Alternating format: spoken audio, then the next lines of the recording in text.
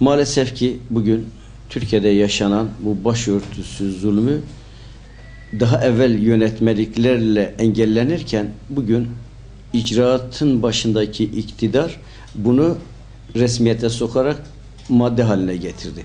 Ve şu anda geçmişte de birçok ilde, üniversitelerde, hatta tıp fakültelerimizin son sınıfına gelip de mezun olacakları dönemlerde ki halkımızın doktor ihtiyacını da karşılayabilecek şekilde yetişen elemanlara ihtiyaç varken maalesef bu başörtüsü zulmüyle okuma hakları ellerinden alındı ve o dönemlerde büyük mücadele verilmesine rağmen, karşı çıkılmasına rağmen bu kangren halen devam ediyor ve şu anda ki ne yazık ki milli görüş mektebinden yetişip de Amerikanvari bir çizgide hareket eden iktidar bunu katmerleştirerek bugünkü zulmü bu hale getirdi.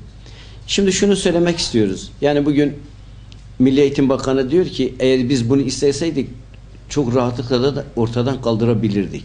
Peki engelleyen ne? Daha evvel derlerdi ki biz imzalıyoruz, Cumhurbaşkanı'na gidiyor, Cumhurbaşkanı bunu engelliyor. Şu anda Cumhurbaşkanı da onların partisinden ve Dışişleri Bakanlığı, ondan sonra Başbakanlığı yapmış bir zat ve şu anda da Cumhurbaşkanı. Gelen kararnameleri de onların istemleri aynı kafa yapısına sahip olmalarına rağmen şu andaki zulüm katmerleşerek bugün devam ediyor. Bunun akıl ve mantıkla izah edilebileceği bir şey yok. Allahu Teala başörtüyü takmayı bize Ahzab suresi ve Nur suresinde belirtmiş olmasına rağmen ve bunlar da İslam'a yabancı olmayan İslami bilgi birikim neticesinde bu makamlara gelen insanlar bunu İslam'a rağmen, Allah'ın hükümlerine rağmen icraatın içine sokmamaları onların hem büyük bir ayıbı hem de büyük bir zulümdür.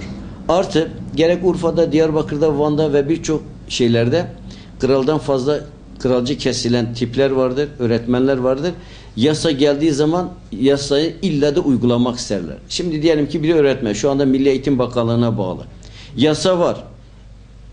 Eğer inisiyatif kullanıp da öğrenci almak istemediği zaman bugün mahkeme verilse, savunması alınsa diyecek ki böyle bir yasa var ve ben de bu yasanın gereğini uyguluyorum. Kim ne yapabilir? Demek ki icraatın başındaki olan insanların bu eksikliğindendir, bu işlevsizliğindendir.